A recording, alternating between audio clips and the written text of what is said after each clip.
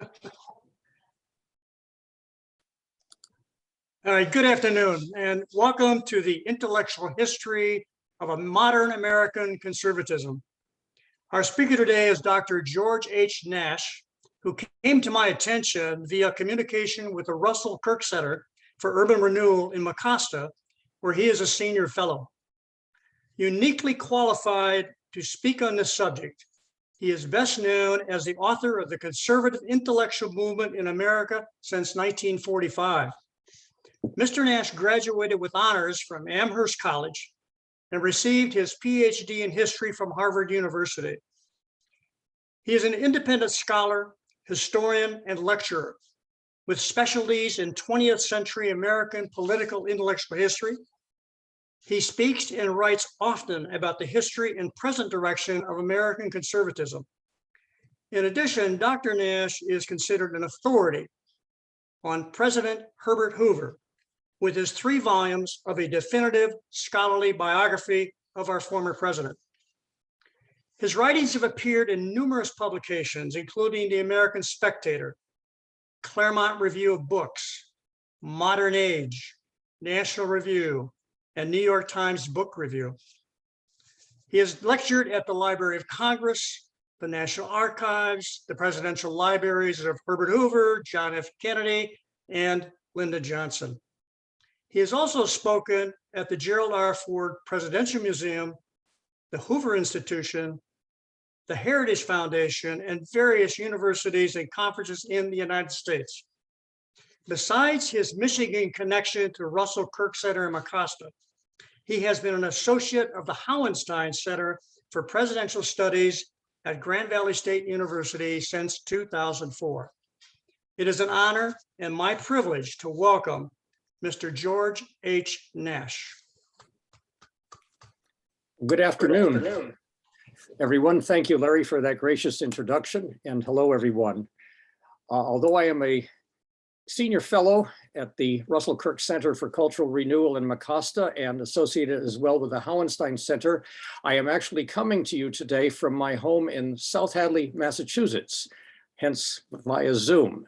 But I have had a professional association with those 2 groups just mentioned for many years now, and quite frequently come to Western and Central Michigan via the Grand Rapids Airport. So I hope you will consider me an honorary Michigander, at least for this lecture this afternoon.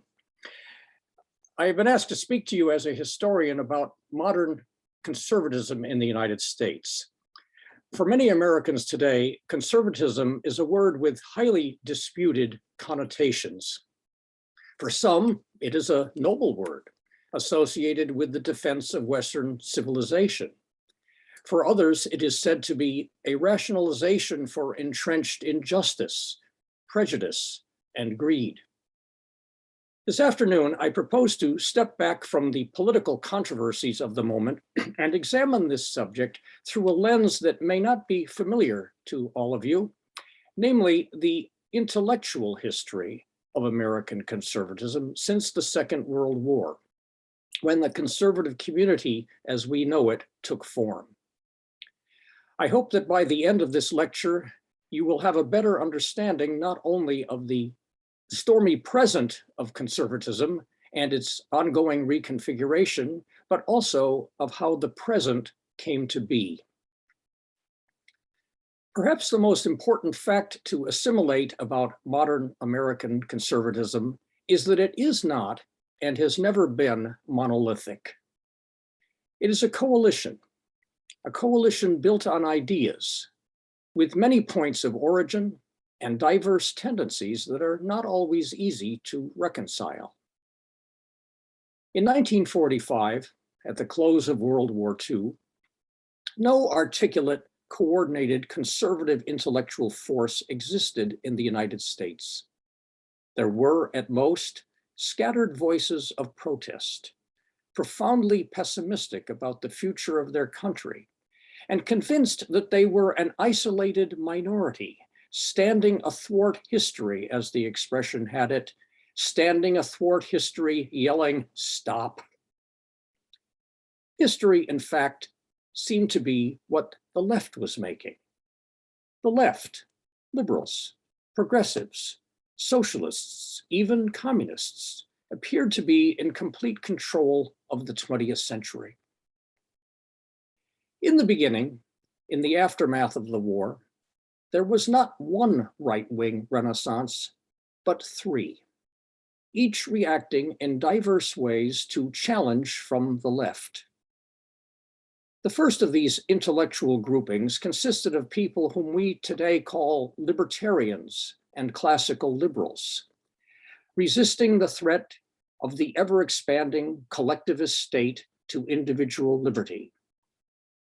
Convinced in the 1940s that post-New Deal America was rapidly drifting toward central planning and socialism on what the Austrian émigré economist Friedrich Hayek famously called the road to serfdom, these intellectuals offered a powerful defense of free market anti-socialist economics. From scholars like Hayek and Ludwig von Mises in the 1940s and 50s, to Milton Friedman and the Chicago School economists in the 1960s and 1970s and beyond, to Arthur Laffer and the so-called supply-side economists in the 1980s, and to thinkers like Thomas Sowell today. The classical liberal and libertarian conservatives produced a sophisticated defense of free market economics and exerted an enormous influence over the American right. They helped to make the old verities defensible again after the long nightmare of the Great Depression, which many people, especially those on the left, had seen as a failure of unregulated capitalism. In the 1980s, the Reagan administration's policies of tax rate cutting, deregulation, and encouragement of private sector economic growth were the direct product of this rich intellectual legacy. More recently, the Republican Party's agenda for tax cutting can be traced intellectually to the supply-side orthodoxy that captured the Republican Party in the Reagan era and remained ascendant for the next 30 years. Much of this classical liberal perspective was enunciated in powerful books, such as Hayek's polemic, The Road to Serfdom, published in 1944.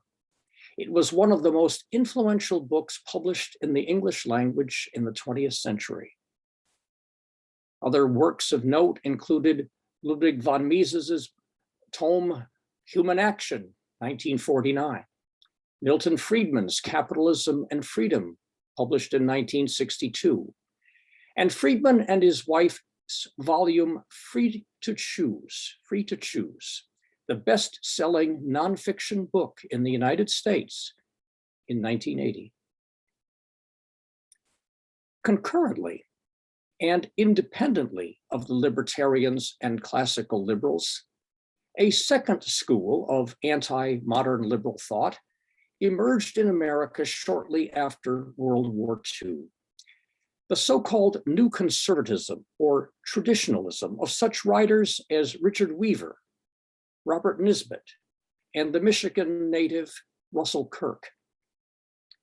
Appalled by totalitarianism, total war, and the development of secular, rootless mass society during the 1930s and 40s, the traditionalists, as they came to be called, urged a return to traditional religious and ethical absolutes, and a rejection of the moral relativism that in their view had corroded Western civilization and produced an intolerable vacuum filled by demonic ideologies on the march. More European-oriented and historically minded on the whole than the classical liberals, the traditionalist conservatives extolled the wisdom of such thinkers as the 18th century British statesman Edmund Burke, seen by many as the founder of conservative thought in the modern era. They also extolled the writings of the French diplomat and political philosopher Alexis de Tocqueville and the Anglo-American literary giant T.S. Eliot. The traditionalists called for a revival of Christian orthodoxy, of classical natural law teaching, and of mediating communitarian institutions like churches and synagogues between the solitary citizen and the all-powerful state. Why did they advocate this? In order, they said, to reclaim and civilize the spiritual wasteland that they believed was being created by secular liberalism and by the false gods it had permitted to enter the gates. In provocative books like Richard Weaver's Ideas Have Consequences, 1948, and Robert Nisbet's The Quest for Community, which appeared in 1953, the traditionalists expounded a vision of a healthy, virtuous, and rooted society, antithetical in their judgment to the tenets of contemporary liberalism. From Russell Kirk's monumental opus, The Conservative Mind, published in 1953, the traditionalists acquired something more: an intellectual genealogy and intellectual respectability. After Kirk's book appeared, no longer could conservatism be dismissed, as the liberal philosopher John Stuart Mill had dismissed British conservatives a century before as the stupid party. In books like The Conservative Mind, the highbrow conservative academics of the 1950s struck a blow against the liberals' superiority complex and breached the wall of liberal condescension. More than any other single book, The Conservative Mind stimulated the emergence of a self-consciously conservative intellectual movement in the United States in the early years of the Cold War. Without Kirk's fortifying book, the conservative intellectual community of the past 3 generations might never have acquired its distinctive identity or its name. And I might add that from 1953 until his death in 1994 at the age of 75, Dr. Kirk lived most of the time at his ancestral home in Mecosta, Michigan, about 90 miles from Hope College, and became one of the most distinguished conservative authors and men of letters of the 20th century.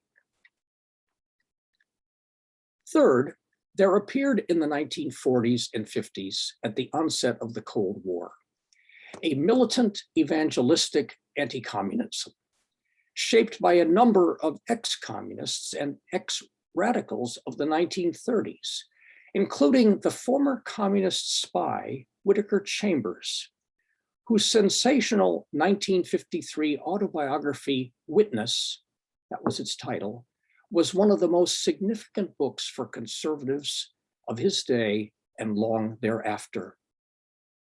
These former men and women of the left brought to the post-war American right a profound conviction that America and the West were engaged in a titanic struggle with an implacable adversary, communism, which sought nothing less than the conquest of the world.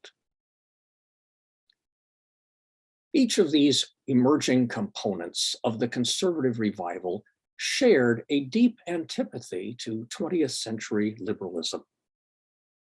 To the libertarians, modern liberalism, the political philosophy of President Franklin Roosevelt and his successors, was the ideology of the ever-aggrandizing bureaucratic welfare state, which would, if unchecked, become a centralized totalitarian state, destroying individual liberty and the private sphere of life.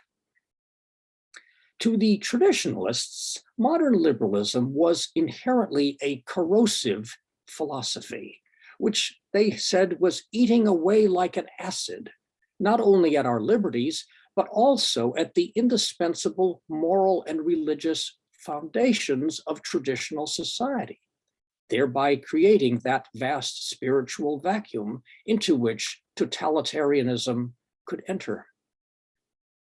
To the Cold War anti-communists, modern liberalism, which they saw as rationalistic, relativistic, secular, anti-traditional, even quasi-socialist, was by its very nature incapable of vigorously resisting an enemy on its left.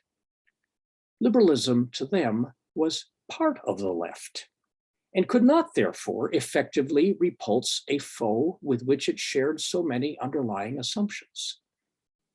As the conservative Cold War strategist James Burnham eventually and trenchantly put it, modern liberalism was essentially a means for reconciling the West to its own destruction. Liberalism, he said, was the ideology of Western suicide.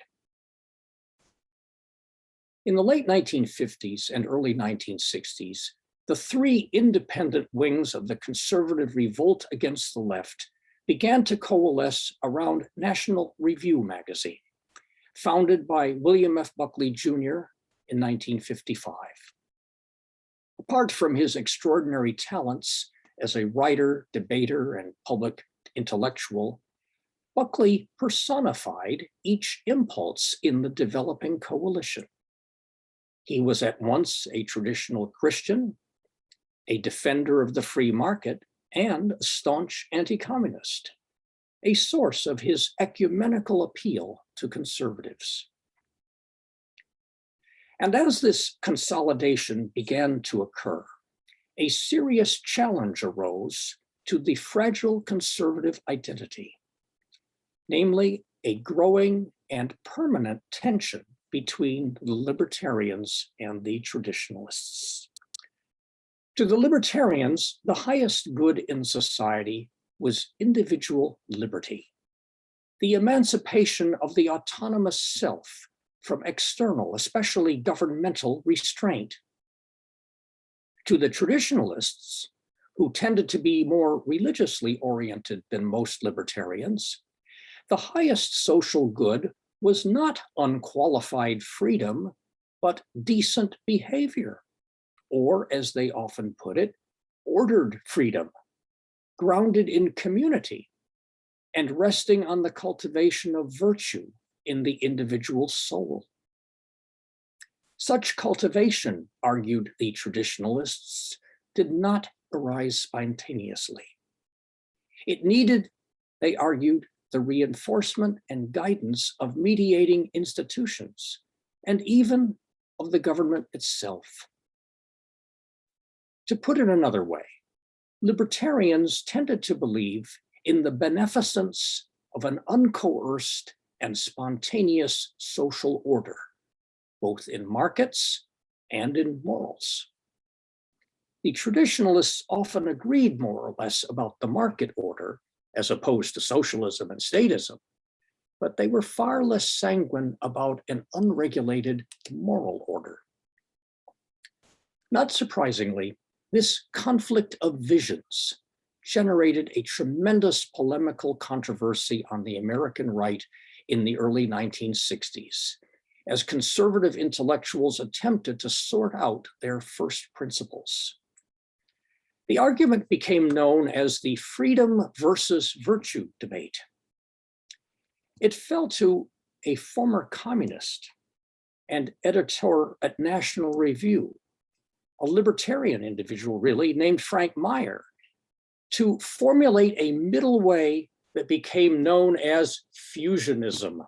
That is a fusing or merging of the competing paradigms of the libertarians and traditionalists. In brief, Meyer argued that the overriding purpose of government is to protect and promote individual liberty. That's government's purpose. But that the purpose of the free individual should be to pursue a life of virtue, unaided by and unfettered by the state. As a purely theoretical construct, Myers' fusionism did not convince all his critics then or later. Not everyone approved of his exaltation of individual freedom. As one of his traditionalist critics mordantly put it, the story of how the free society has come to take priority over the good society is the story of the decline of the West. And the man who said that was Buckley's brother-in-law, L. Brent Bozell. However, as a formula for political action and as an insight into the actual character of American conservatism, Myers' project was a considerable success. He taught libertarian and traditionalist purists that they needed each other and that American conservatism must not become doctrinaire. To be relevant and influential, it must stand neither for dogmatic anti-statism at one extreme, nor for moral authoritarianism at the other, but for a society in which people are simultaneously free to choose and desirous of choosing the path of virtue. When the polemical dust on the right finally settled in the mid-1960s, fusionism emerged as the de facto conservative consensus. In arriving at this modus vivendi, the architects of fusionism were aided immensely by the third element in the developing coalition, anti-communism, an ideology that everyone could share.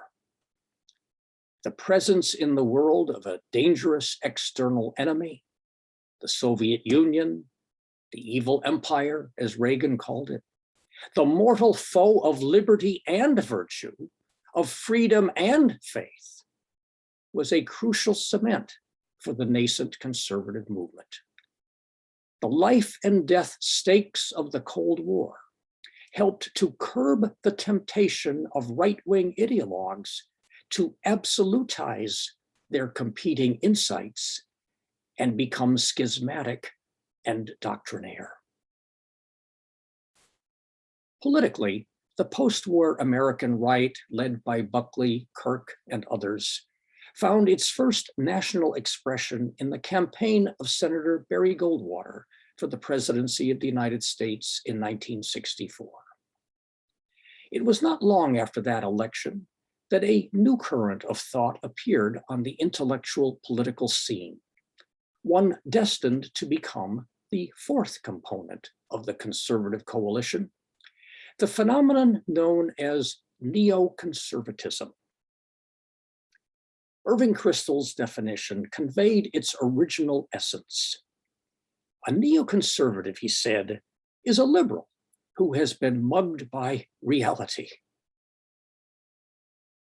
In any case, one of the salient developments of the late 60s and 70s was the intellectual journey of various liberals and social democrats toward conservative positions and affiliations.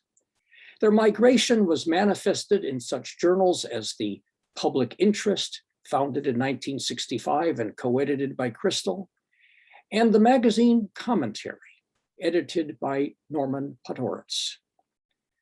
By the early 1980s, many of these neoconservatives, as they came to be labeled, were participating in the Reagan Revolution. The stresses that produced this migration were many. In part, neoconservatism may be interpreted as the recognition by former liberals that good intentions alone do not guarantee good governmental policy outcomes, and that the actual consequences of liberal social activism in the 60s and 70s, like President Lyndon Johnson's War on Poverty, were often devastating. In considerable measure, neoconservatism was also a reaction by moderate liberals to the antinomian cultural upheavals of the 1960s, particularly on the college and university campuses, where many liberal academics taught.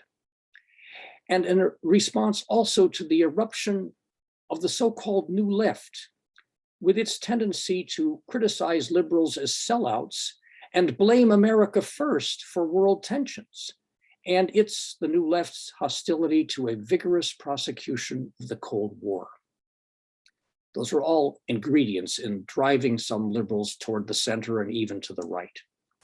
Now, to the already existing conservative community, the entry of erstwhile liberals and socialists into its precincts was to have many consequences.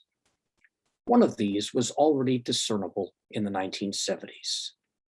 Since the days of the New Deal, American liberals had held a near monopoly on the manufacture and distribution of prestige among the intellectual classes. From a liberal perspective, the libertarian, traditionalist, and Cold War conservative thinkers of the 50s and 60s, the Buckleyites, if you will, were eccentric figures, no threat to liberalism's cultural hegemony. The emerging neoconservatives, however, were an enemy within the liberal camp who had made their reputations while still on the left and could not therefore be so easily scorned and dismissed. By publicly defecting from the left, and then by critiquing it so effectively, the neoconservatives undermined a hitherto dominant assumption in academic circles, the belief that only liberalism is an intellectually respectable point of view. By destroying the automatic equation of liberalism with intelligence and of progressivism with progress, the neoconservatives brought new prestige to the right and greatly altered the terms of public debate in the United States for a considerable time. Meanwhile, another development, one destined to have enormous political consequences, began to take shape in the late 1970s, the so-called Great Awakening of what came to be called the religious right. Initially, the religious right, or as we now tend to say, social conservatism, was not primarily a movement of intellectuals, but rather a groundswell of protest at the grassroots of America by dismayed citizens, many of them Protestant evangelicals, fundamentalists, and Pentecostals, with some Roman Catholics and Orthodox Jews as well. While early religious right leaders like Pat Robertson and James Dobson appeared to share the foreign policy and economic perspectives of earlier conservatives, their guiding preoccupations lay elsewhere, in what became known as the social issues: pornography, drug use, the vulgarization of mass entertainment, and more.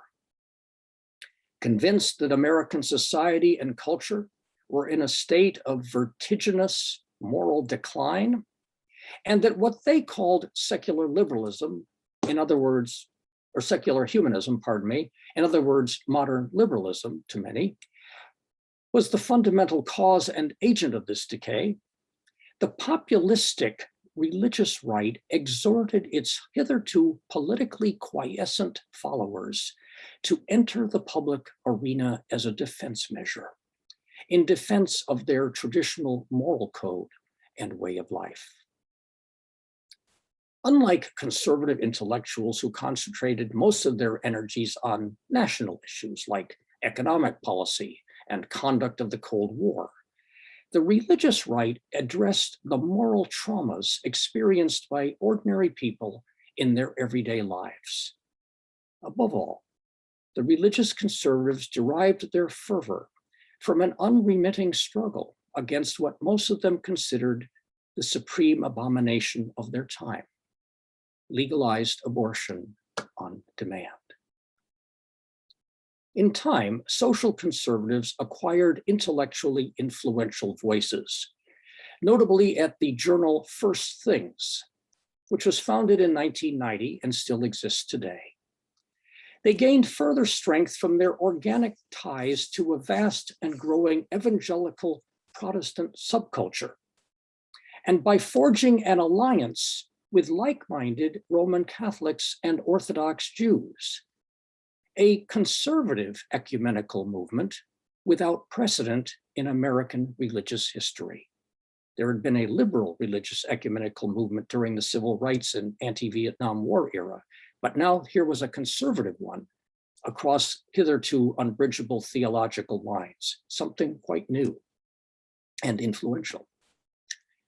By the end of Ronald Reagan's second term in office as president in 1989, the American right had grown to encompass 5 distinct impulses: libertarianism, traditionalism, anti-communism, neoconservatism, and the religious right. And just as Buckley had done for conservatives a generation before, so Reagan in the 1980s did the same. He performed an emblematic and ecumenical function, giving each faction a seat at the table and a sense of having arrived.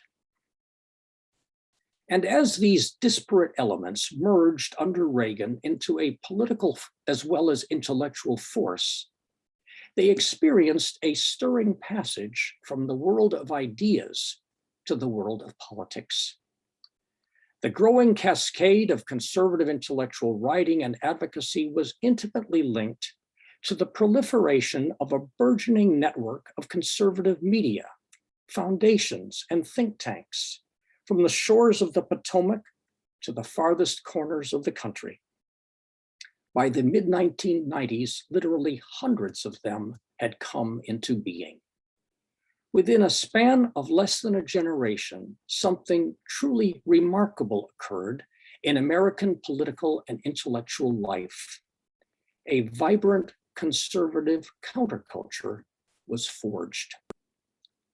In Michigan, for example, you can find a number of examples of this phenomenon today, including the Acton Institute for the Study of Religion and Liberty in Grand Rapids, the Mackinac Center for Public Policy over in Midland, and the Russell Kirk Center for Cultural Renewal in Mecosta.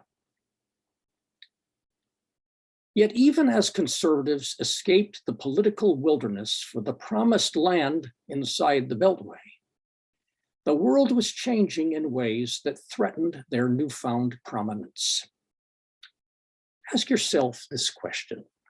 Aside from conservatism, what have been the most important intellectual and social movements in America in the past 50 years? As a historian, I will give you my answer: feminism, environmentalism, and the ideology of multiculturalism and diversity. Since the 1970s, the United States has been moving right and left at the same time. Next, ask yourself this: what has been the most historically consequential date in the past generation? September 11th, 2001, perhaps, but surely the other such date was November 9th, 1989, the night that the Berlin Wall came down. Within 2 years of that astounding moment, the Soviet Union collapsed and the Cold War was over. The stunning end of the Cold War had immense repercussions for American conservatism and conservative thought. Inevitably, the question arose, could a movement so identified with anti-communism survive the disappearance of the communist adversary in the Kremlin? Without a common foe upon whom to concentrate their minds, would former allies on the right drift apart and succumb to the bane of all coalitions, the sectarian temptation, the impulse to go it alone? It was a temptation made infinitely easier by the advent of the internet and by the absence of a commanding ecumenical figure like Buckley and Reagan. In the early days, National Review had served as the movement's gatekeeper and general staff. But in the ever-expanding universe of cyberspace, no one can be a gatekeeper any longer because there are no gates. The conservative intellectual movement, of course, did not vanish in the 1990s. Nevertheless, it is undeniable that unyielding anti-communism supplied much of the glue in the post-1945 conservative coalition, and that the demise of communism in Europe weakened the fusionist imperative for American conservatives to find common ground and stick together. One of the earliest signs of this was the rise in the 1980s and early 90s of an outspoken group of conservative traditionalists who took the defiant label paleoconservatives. Initially, paleoconservatism was primarily a response to the growing prominence within conservative ranks of the former liberals and social democrats known as neoconservatives. To angry paleoconservatives, led by Patrick Buchanan, among others, the neoconservatives were imposters and interlopers who, despite their recent movement toward the right, remained at heart secular, crusading Wilsonian internationalists abroad and believers in the welfare state at home. In other words, the paleos argued not true conservatives at all. The tension between these two groups became considerable. One conservative writer humorously remarked, "A paleoconservative is a conservative who has been mugged by a neoconservative." As the Cold War faded, paleoconservatism introduced a discordant note into the conservative conversation. Fiercely and defiantly nationalist rather than internationalist, skeptical of global democracy and post-Cold War entanglements overseas, fearful of the impact of third world immigration on America's historically Europe-centered culture, and openly critical of the doctrine of global free trade, Buchananite paleoconservatism increasingly resembled much of the American right before 1945, before, that is, the onset of the Cold War. When Buchanan himself in 1992 campaigned for president under the pre-World War II isolationist banner of America First, the symbolism seemed deliberate and complete. Despite the initial furor surrounding the paleoconservatives, they remained for a long time a relatively small faction within the conservative community of discourse. Their principal home was, and continues to be, the American Conservative magazine, founded by Buchanan in 2002. The paleocons were not alone on the right in searching for new sources of unity, a new fusionism, as it were, for a new post-Cold War era. From time to time in the 1990s and later, various conservative intellectuals promoted fresh agendas and rallying cries for a new age. Thus, as some of you may remember, the presidency of Bill Clinton saw the rise of the Leave Us Alone conservatives, united in their detestation of intrusive government in the form of higher taxes, Hillary Clinton's healthcare plan, and gun control. A little later, a group of second-generation neoconservatives issued an appeal for a new conservatism of national greatness, an adumbration of the muscular foreign policy. My audio. W. Bush. Mute my audio. My audio. Audio, mute my audio. I'm not sure where that's coming from. Oh, here we go. I think I identified it. Go ahead. I'll continue then? Okay. as I was starting to say a little later, a group of second-generation neoconservatives issued an appeal for a new conservatism of national greatness, an adumbration of the muscular foreign policy of George W. Bush after 9/11.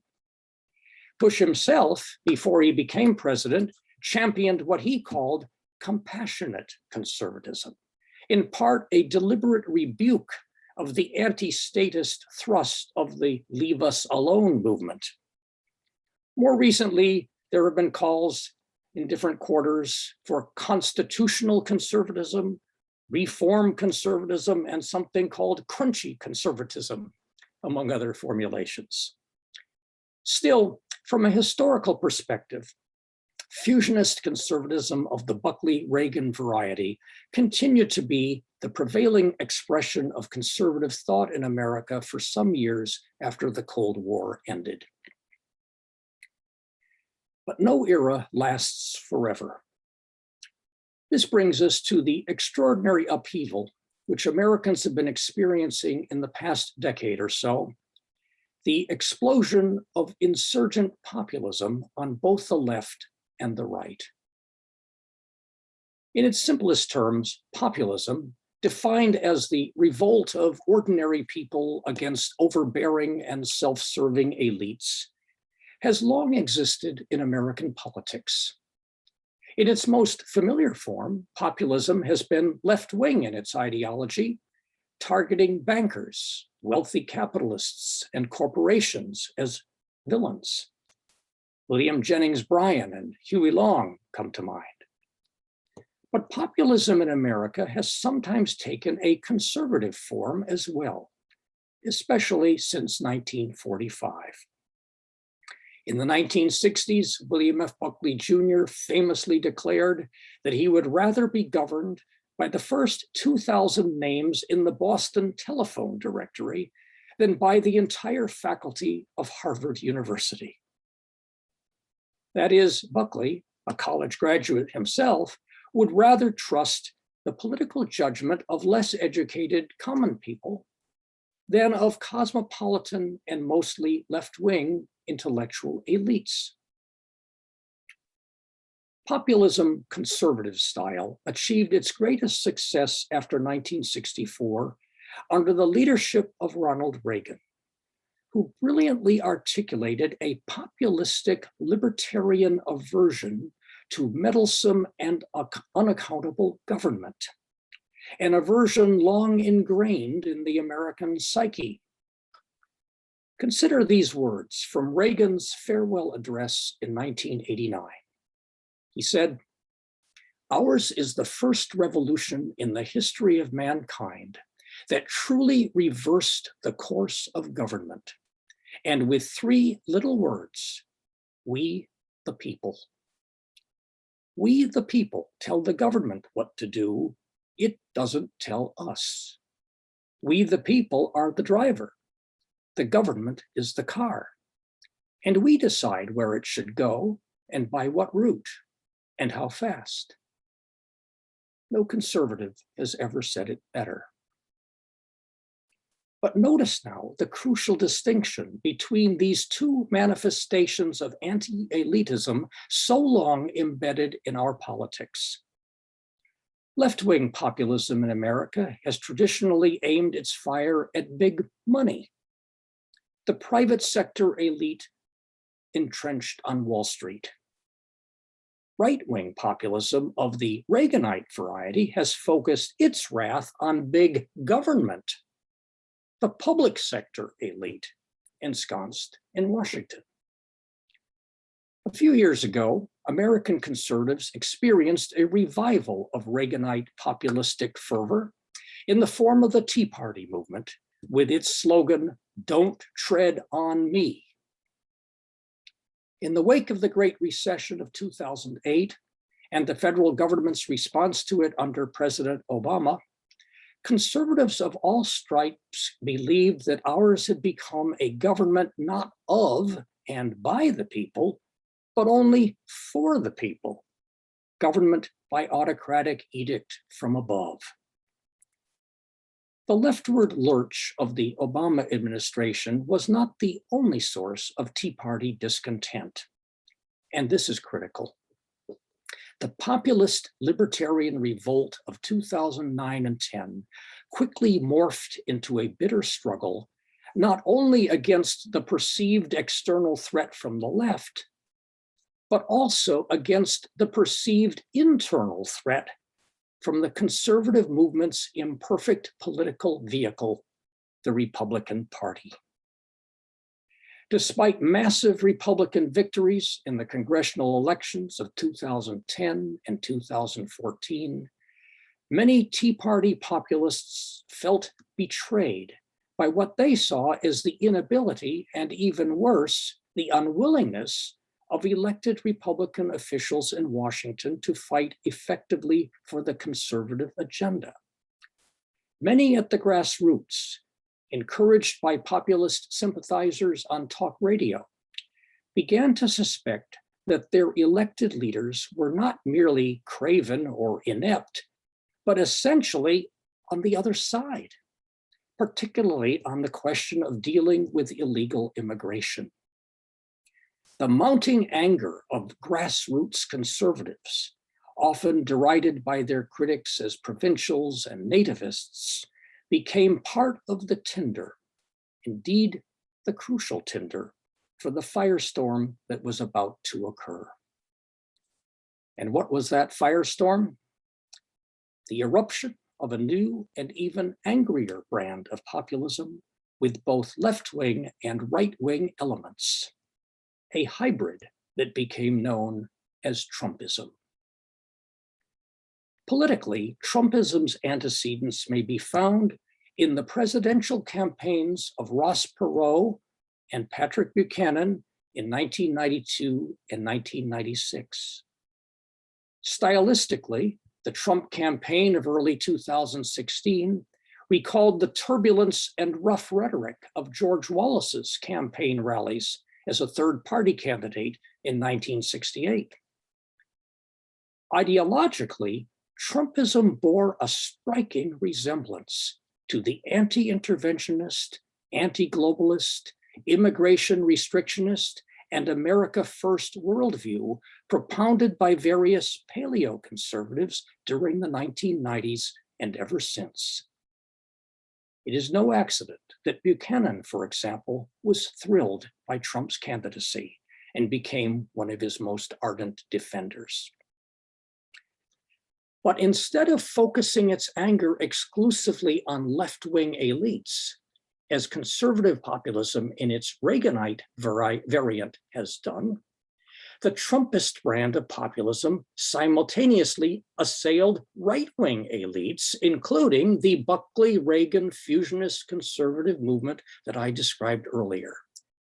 In particular, nationalistic America First Trumpism broke dramatically with the Reaganite internationalism of the Cold War era, and with the pro-free trade, supply-side economics ideology that Reagan embraced and that had dominated Republican Party policymaking since 1980. It thus posed not just a political challenge to the liberal establishment and a factional challenge to the Republican establishment, but an ideological challenge to the separate and distinct conservative establishment long headquartered at Buckley's National Review. The distinctiveness of Trumpism in 2016 was that it assailed three establishments simultaneously. In short, as a body of populist sentiments, Trumpism boldly objected to the fundamental tenets of nearly every component of mainstream conservative thought described in my remarks today. At the heart of Ronald Reagan's political philosophy was a single word: freedom. The right, in Reagan's words, of each individual to control his own destiny and work out his own happiness without subjection to the whims of the state. America is freedom, he declared in his farewell address. At the heart of Trumpist populism, and some of its later variants, however, is a rather different yearning for group solidarity and security, especially for those who feel forgotten and left behind. If Reaganite conservatism, at least in theory, has been skeptical of the power of government to manage the economy and create prosperity, at the core, I believe, of Trumpian populism is faith in governmental power and a willingness to use that power to improve the lot of people whose plight has been overlooked by arrogant elites. Thus, in the past few years, the conservative community in America, a community built on ideas, has increasingly become a house divided over ideas, with contentious factions engaged in an often rancorous tug of war. At such hubs of dissident conservative discourse as the American Conservative Magazine, the Claremont Review of Books, and the website American Greatness, demands for a fundamental reconfiguration of the right have been frequent, a right in which free market libertarians and neoconservatives would be marginalized. The once dominant and implicitly ecumenical philosophy of fusionism has been denounced by a chorus of militant right-wing critics as a dead consensus, their words, afflicted with zombie Reaganism, again, their words, and with what they bluntly deride, again, their words, as free market fundamentalism. The institutional custodians of fusionism, particularly those inside the Beltway, have been disparaged by some on the right as Conservatism Inc., Conservatism Incorporated. Fusionism, such critics assert, was perhaps a necessary contrivance during the Cold War, but is irrelevant now. And so a quest for yet another brand of conservatism, call it Trumpism after Trump, has begun. Not so long ago, leading conservative thinkers of the Reagan era and its aftermath routinely associated conservatism with the principles of limited government, low taxation, free trade, and freedom of enterprise. In 2021, however, growing numbers of populist nationalist insurgents on the right are criticizing these principles as outdated dogma. Ditching the anti-statist rhetoric of Reaganite populism, they are calling instead for the unabashed and energetic wielding of government power in pursuit of their agendas. In their hostility to globalism and transnational progressive elites, and their dismay about economic and social disintegration at home, more than a few conservative intellectuals and celebrity figures, such as the writer Rod Dreher and the personality Tucker Carlson on his television show, have begun to look to right-wing European political leaders like Prime Minister Viktor Orban of Hungary for inspiration and guidance. In the political arena, right-of-center members of Congress like Senators Marco Rubio and Josh Hawley and their intellectual allies are openly lambasting big business, especially big tech, and are advocating forms of governmental regulation to rein in big business in the name of what they call the common good. As Rachel Bovard, a rising star in conservative public policy circles, declared at a conference earlier this month, businesses like Google, Facebook, Amazon, and Apple exert state-like monopoly power over American minds and markets, and they simply cannot be allowed to endure. The scale at which they exist is incompatible with a free society.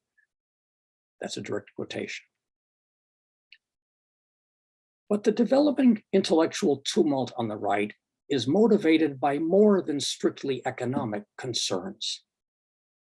At the heart of what some are now calling national conservatism, or the new right, is the conviction that America is engaged in nothing less than a cold civil war over the future of the American Republic.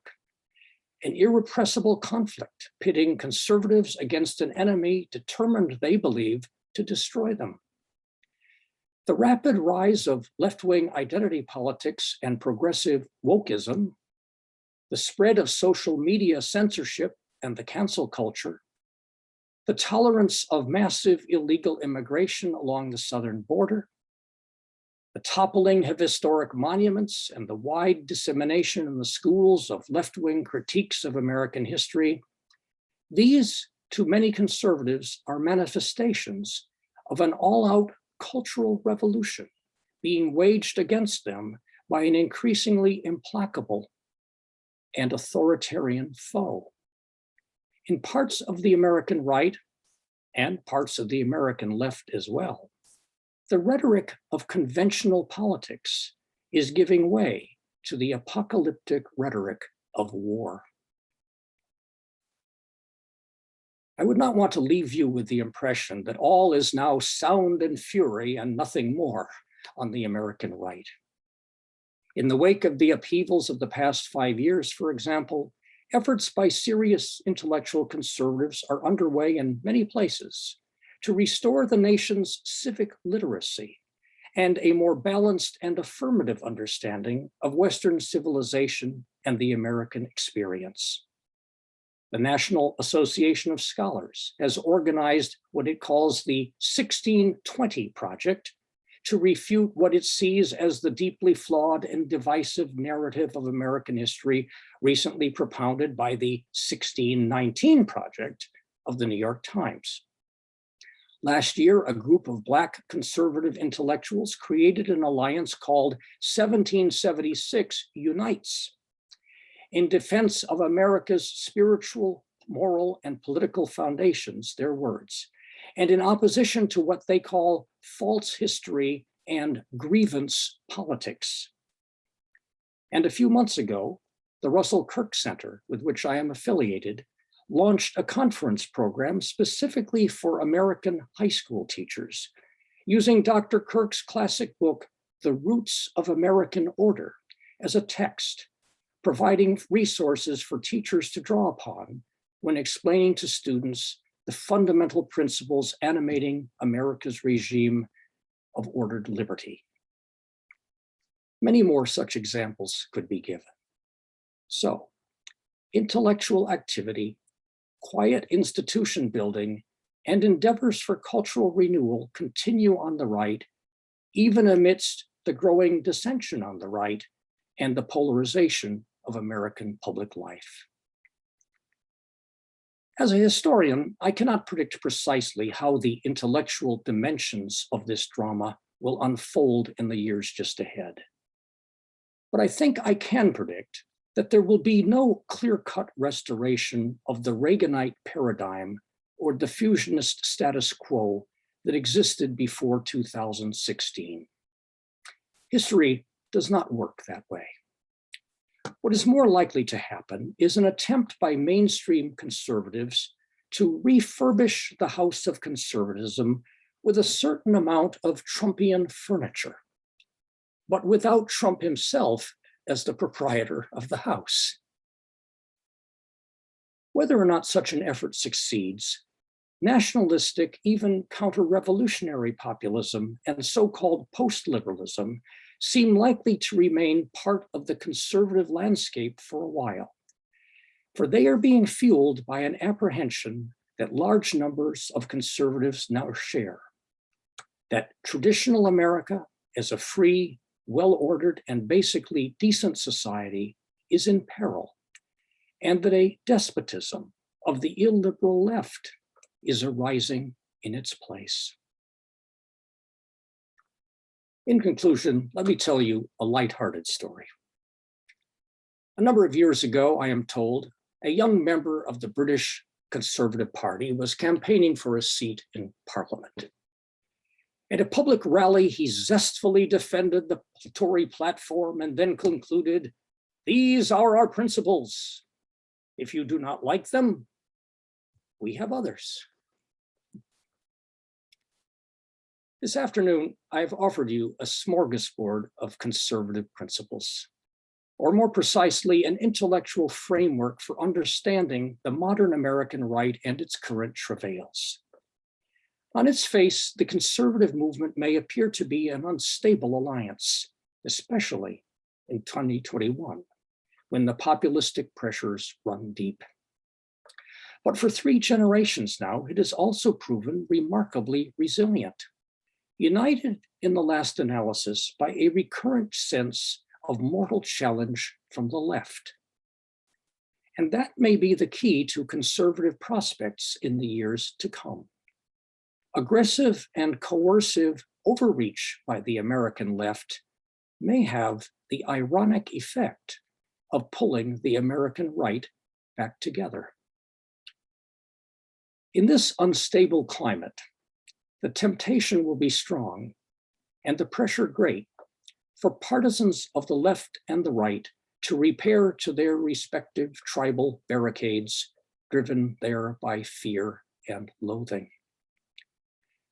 But we are not there yet, and conservative intellectuals and liberal intellectuals too must do their best to avert this cul-de-sac.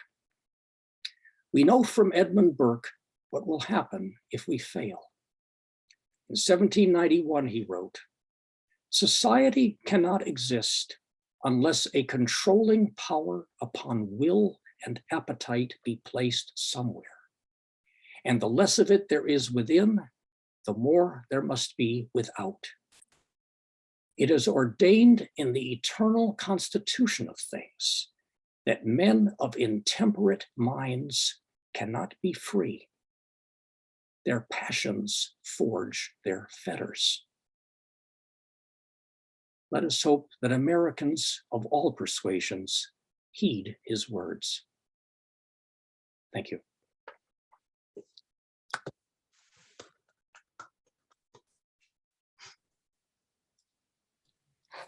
Thank you so much.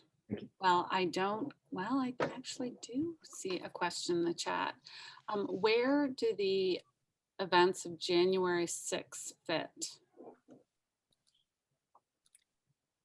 Well, I think what happened was that a portion of the most devoted Trump following came to believe that the outcome of the election was a coup, that it was a coup in effect organized by means that were distorting of the election result. In other words, the election results were not accurate.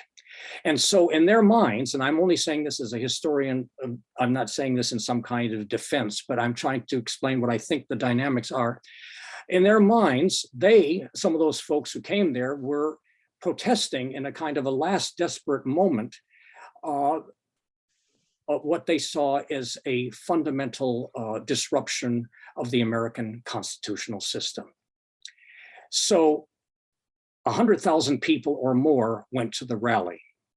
Probably, it would seem, a couple of thousand at most went into the Capitol. So it was probably a fairly small movement, a number of them who actually took that step. But I know of people who attended the rally, including credentialed academics who did not go to the Capitol.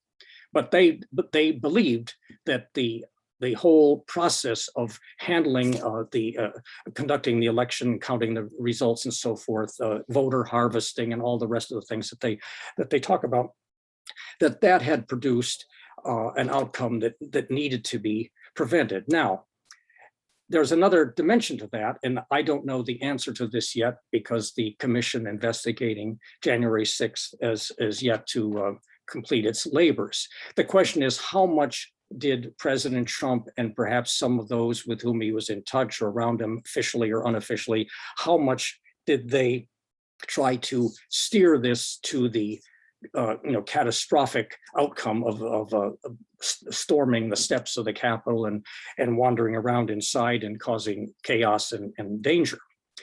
So there are sort of two ways to look at it. What did the grassroots people, what did they think they were doing there? And what did those who were there for the rally or organized it, including the president, what were they doing? I would have to say, speaking as a citizen now, that I think that whatever was intended to happen, it should have been obvious that when you put thousands and thousands of irate people in a situation like that of high drama and so forth, it's very easy, it's foreseeable that something could go wrong. Not perhaps among the great majority of them, but among those who were either hotheads or provocative in some way and who were out to exploit the situation. So it was an inherently a dangerous situation, which I do not think was a wise or statesman-like thing to have happened. So there is now, of course, a kind of a partisan debate about the use of the term insurrection. Is it a true insurrection? Well, it was insurrectionary in flavor, in character, in rhetoric, in some ways, one would say, except for those who thought that they were sincerely, maybe quite misguidedly, I would say, in terms of tactics and so forth, tragically so. For those those people who were believing that they were somehow there to avert a cataclysmic overthrow of the constitutional regime. And of course, those who were inside the Capitol considered themselves doing their proper constitutional function, and that this kind of a crowd outside, which degenerated into a mob, at least for some of them, that was highly irregular and dangerous and reprehensible behavior.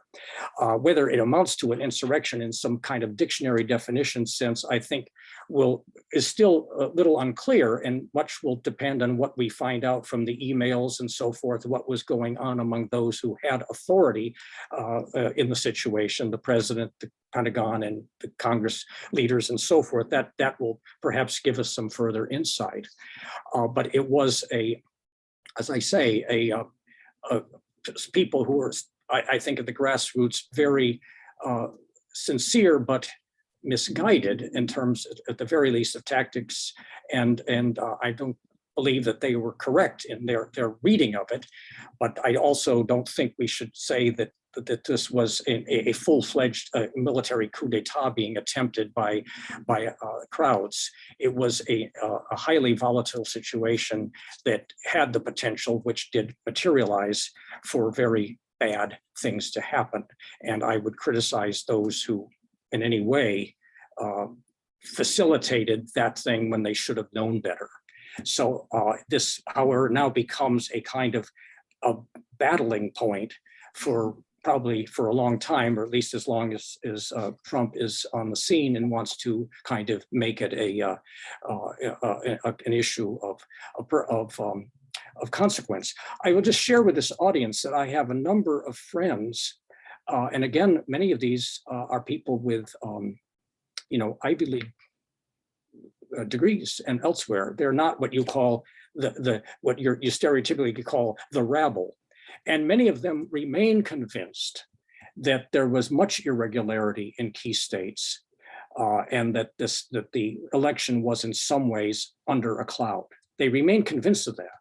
Now, and I don't think it's going to be helpful to those criticizing them to just say that they're perpetuating a lie.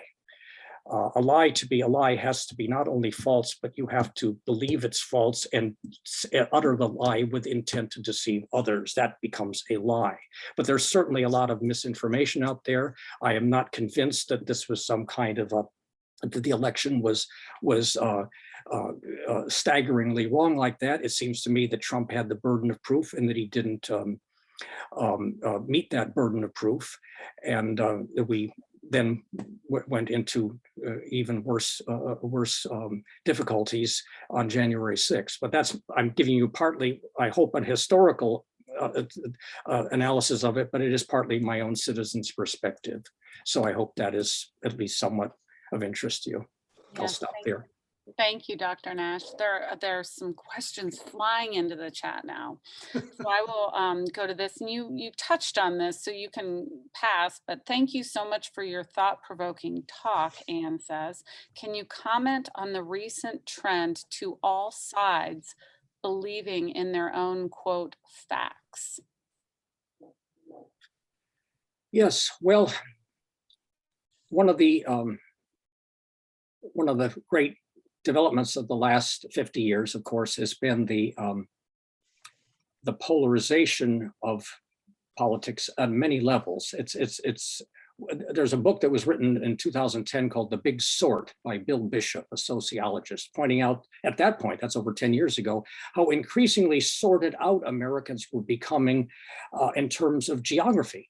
That there were more and more counties in the United States that simply voted overwhelmingly one way or the other. And there was less and less interaction by people among people across ideological lines, increasingly a kind of a geographical separation, what he called the big sort, a sorting out process, blue states, red states, and so forth. That's a long-term development.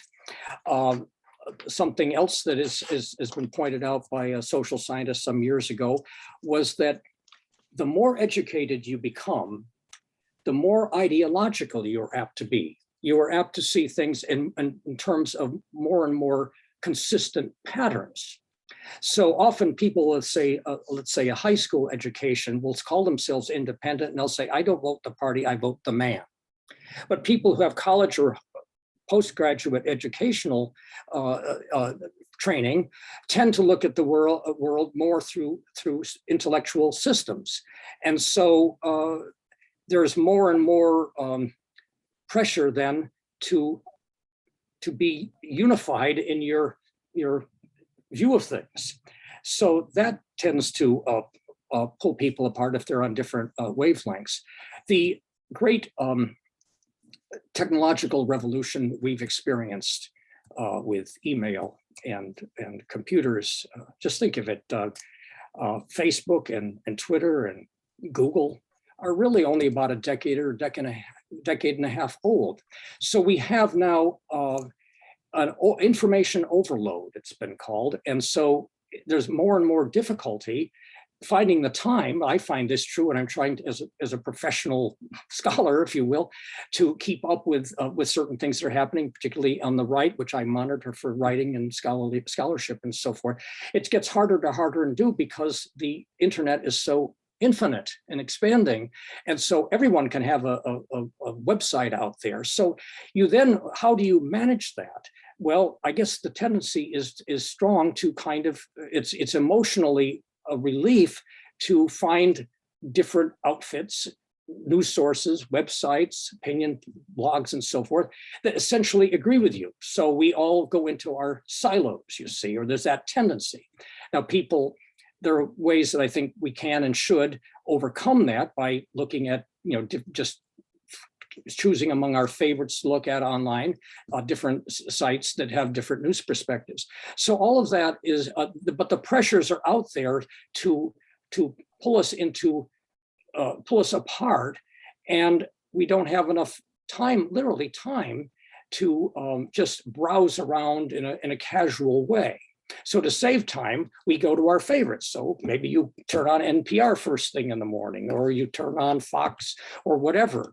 And that is built in. I don't know whether there's any easy response to that other than occasionally turning it all off and just kind of clearing your head and relaxing. That's what makes Thanksgiving so nice in some ways. We get away from that overly wired world that we probably, most of this audience live in, because I suspect many of you are retired professionals or maybe teaching and so forth. So those are some of the factors that I see that are going into this problem. Now, it's very difficult to find agreement on what constitutes facts. And I'll give you the example, since I've been reading about it, that conservatives are apt to bring up in a conversation. That is the Kyle Rittenhouse trial. The facts of the case, quote unquote, as first told to us, were that this guy was a white racist supremacist, maybe a Klansman, had crossed state lines with a rifle, etc., and had gone there for nefarious purposes. From the trial, we learned that a great deal of that story, that narrative, was wrong. And so many conservatives in the last week have been saying, well, how can we trust the standard, mostly liberal websites and news organizations and so on, when they propounded a narrative that turned out to be very inaccurate? And the conservatives will say the same thing about the Kavanaugh confirmation hearing, and they'll say the same things about that boy in Kentucky who was involved in that confrontation with a Native American drummer or whatever, and who apparently collected a whole lot of money after suing various news organizations that slandered him. So there are many cases where conservatives now feel that they are not getting a truly accurate, measured, and fair-minded news from the standard sources. Now, on the left, they will say the same thing about these conservative or far-right websites sometimes that are talking about anti-vaccination stories and the like. So I'm not trying to say the problem is all on one side or the other, but one of the great problems now is that each side, in a sense, especially in the blogosphere, each side kind of lives off of the excesses of the other. You wake up in the morning to find out what some Hollywood star just said about such and such, or what some right-wing conspiracy theorist said out there about something that's outrageous, something that's perhaps vulgar or violent in language or just kooky. So there's a tendency, I think, on each side of this divide to look over at the excesses committed by somebody on the other side and then shake that out and kind of generate attention from their followers on their side to see what the other side is saying and doing.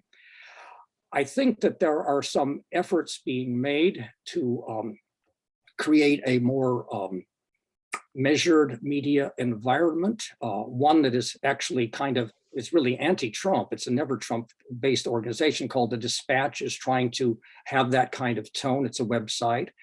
I get briefings each day from, New York Times, Wall Street Journal, and many others that are kind of news aggregations. And I can get some sense of things because at least organizations like that have some people working for them who are truly outstanding in their field, and one can learn from them and perhaps sort of navigate through what seems to be perhaps a bias or whatever.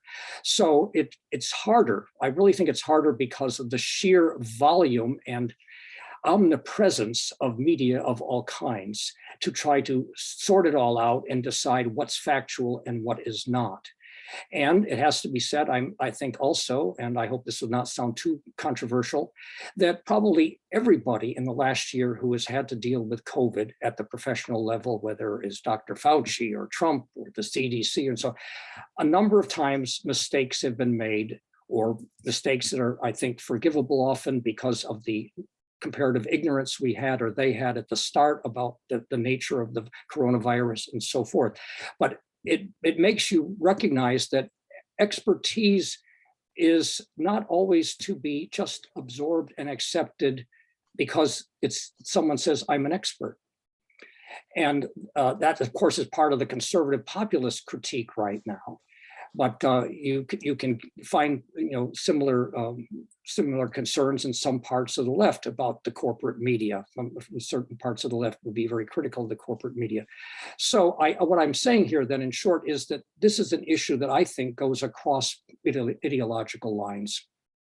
And it is not one that I see an easy answer to, except I would say that, conversations like this in which we can say what we have on our hearts and minds and be able to have a calm conversation about it.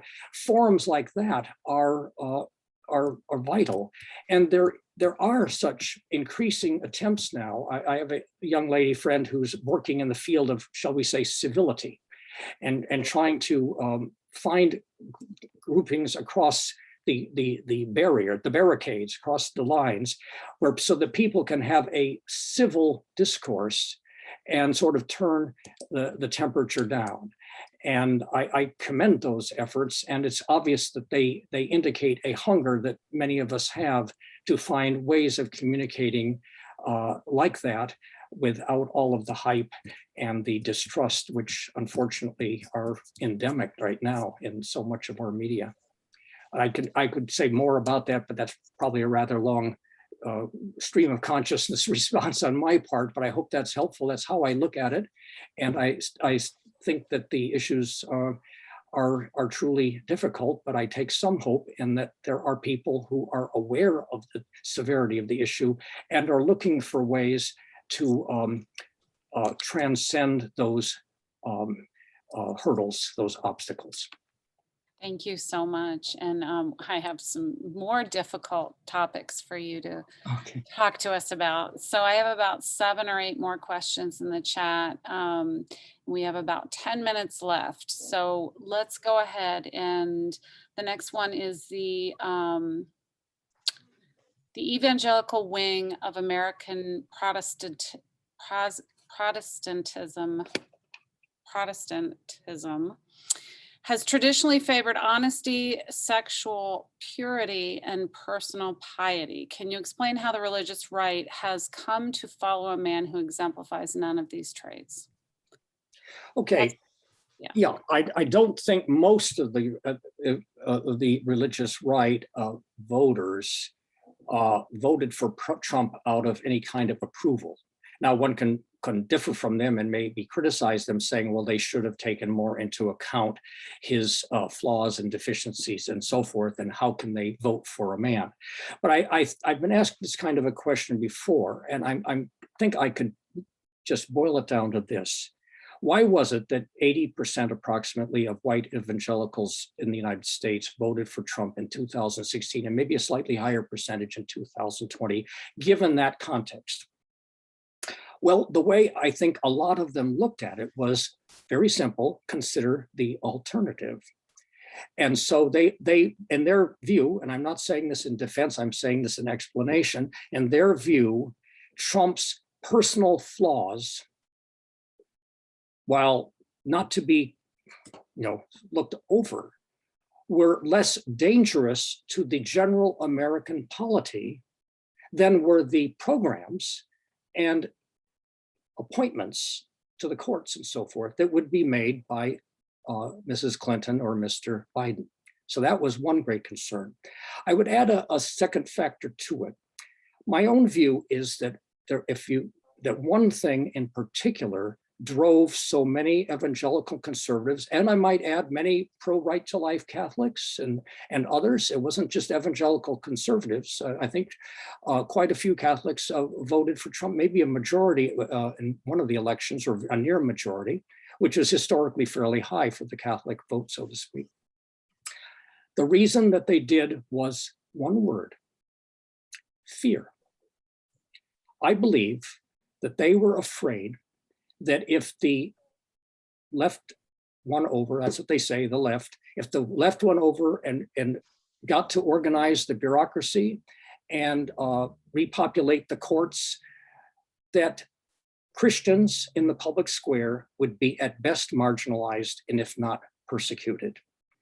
And what they had in mind were things like the Hobby Lobby case, the Little Sisters of the Poor case, and some others, where it seemed to them that there was arising a very aggressive post-Christian secular left that was basically embedding itself on the left wing of the Democratic Party.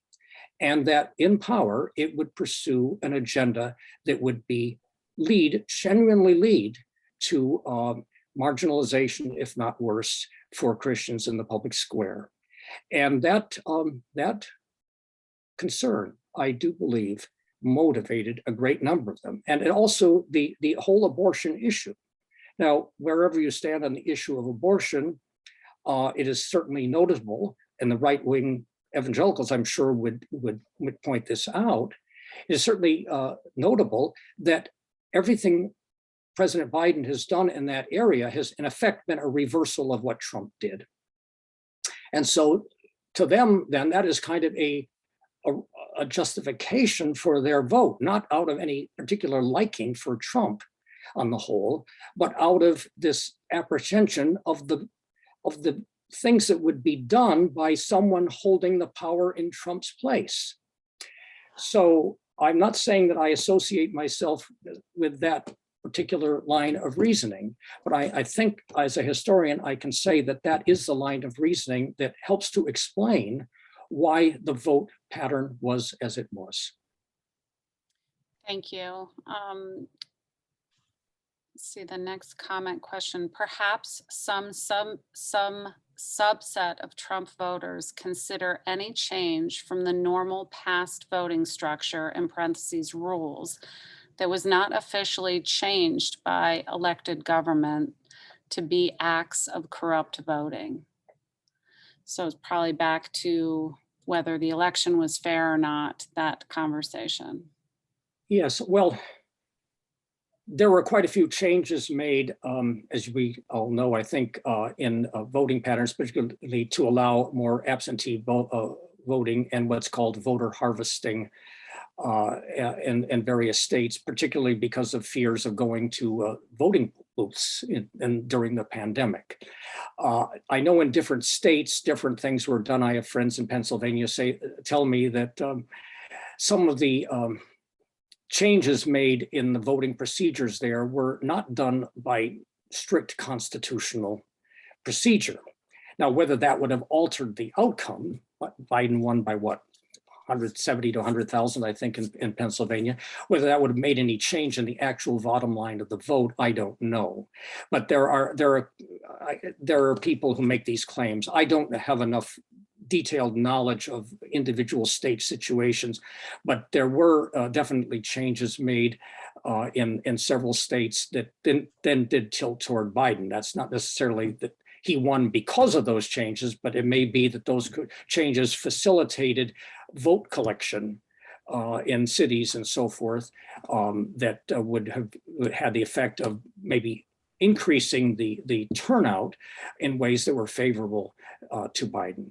So I wasn't sure I quite heard a question coming from that particular comment, but that's the best reaction I can give, I think, to that there's this whole argument about whether certain kinds of voting practices, which were not in place in 2020 until COVID came along, whether those should be considered as emergency measures, should be defeated, or whether some other avenue should be taken.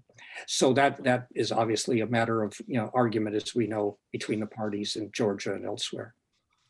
Thank you. We have about 3 minutes left, and we have several more questions. So if we reach 2:30, you may go ahead and excuse yourself if needed. If you're willing to stay for a couple more minutes, Doctor, we'd appreciate that. If the sixth version of conservatism, for example, Trumpism, no longer supports the pillars of limited government, low taxation, free trade, and open borders, what can be said are the basic tenets of conservatism today?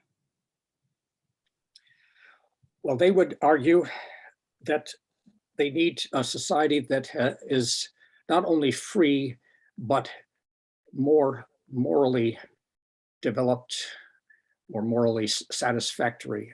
There are different subsets among them, so I don't want to misstate a point that might be in some contention. They certainly do believe in prosperity, and they would accept a free market in a broad way, but they don't think the free market should be a fetish, as they would put it. And so someone like Tucker Carlson would argue that what we call capitalism today is a kind of crony capitalism, and it involves very powerful companies, a kind of an oligopoly that have that do not really permit free competition, and they're certainly acting as agents of the state in the way that they control the public square. Conservatives of all kinds are highly indignant about the use by the social media platforms of censorship or deplatforming in particular. And I don't want to take too much time on that because time is short. So they would say, yes, we want freedom. We want freedom for our country first. And that means that the nation has to be strong. So they're not opposed to a strong national defense, but many of them would be opposed to what they regard as reckless interventionism in Iraq, Afghanistan, and other faraway places. So you have that tension there. You want preparedness, but not necessarily interventionism. That would be one part of it. They also would argue that this nation is necessary to preserve order at home. So national conservatism, which has been much in the news in the last few weeks, says that the nation is basically the necessary political entity to provide security and safety for people. They deviate from free market purism, as they would call it, by being willing to use the power of the state to encourage companies to come back to repatriate to the United States and not go off to China, for example. That would be, so in other words, you use the hand of government maybe to break up some of the big tech monopolies. That doesn't mean the government takes over the whole economy. It means that the economy, in their argument, is freed, and you do not have this concentration of too much power, which amounts to political power in the hands of a few gigantic corporations. So they're not opposing altogether capitalism or limited government, but it's a lot less limited than what a Reaganite would find normal and comfortable. And so some of them are looking for ways to use the power of the government to help out the distress of the working class. And it's, of course, notable to conservative and Republican analysts that the working class in many ways has been moving toward the right, as the professional classes have moved toward the left in terms of voting patterns for some time. So the Republicans now like to call themselves, some of them, a working class party. And so what do you do to make the working class happy? Well, you want to make it prosperous. That may mean certain kinds of programs that 30 years ago, conservatives would have thought were too interventionist and counterproductive. So they're willing to experiment more with a kind of heavy hand or a less hidden hand for government. So I'm trying to say in short that there are gradations here. It's not that they're moving towards state ownership in the other direction, but they argue that we do not have a society that is beneficial to those toward the bottom of the heap, and that some kind of government intervention is needed. So some of them have Teddy Roosevelt as a hero. Senator Hawley just recently wrote a book on big tech, very critical, and it was obvious from his book, I read it, that Teddy Roosevelt, the trust buster, was a hero of his. So you get that kind of permutation out there. So I hope that gives you some sense of what they might do. Now, I wish I could be even more specific, but as they will themselves admit to you, they know what they're against, but they're still groping for a program of what they are for. But one thing that they seem to be coalescing around, some of the nationalist populist types, is some kind of re-regulation, if not more, of big tech. And in particular, Article 230 of that Communications Act of 1995, which would take away certain special legal protections for the big tech companies. And they believe that that would free up discourse on the internet so that conservatives would not be singled out for censure and deplatforming. So it's a general willingness, which is, to my mind as a historian, is very striking, because it comes after this Reaganite government is not here to help you kind of viewpoint, limited government, and now you switch around, and now these people are saying, look, we got to use the power of the government for our side. And that, of course, is causing many libertarians and free market economists, I didn't have time to talk about them so much, who are not happy at this turn and think that this is economically foolish, if not worse. But that is where a lot of the argument is going on now on the right, as to how much the capitalist paradigm has to be bent or modified for what they argue are new circumstances. Thank you, Doctor. We have gone over about 5 minutes, and I will go ahead and ask that Larry close the class and give you a proper send off, because we appreciate your time so much. Yeah, thank you, Dr. Nash, for giving us a definition of modern American conservatism. Over the years, some of our members have stated that we have not sufficiently addressed the differences in liberalism and conservatism. Today, I think we made a step in that direction. I particularly liked your definition of the eventual 5 distinct groupings of conservatives. I found that very interesting. So in closing, please join me, everyone, in thanking Dr. Nash for his fine presentation. Well, thank you so much. It's been a pleasure to be with you. And I thank you thank you very much. Thank you. Thank you from everyone at HASP and everybody involved in the class. Everybody have a nice afternoon, and we just appreciate you sharing your gifts and all your knowledge. We truly feel lucky that you chose to be here with us today. So thank you. And thank you, Larry, for coordinating. All right. Again, my thanks. Thanks. Yeah. Bye, everyone. Bye. Thank you, Larry. Thank you.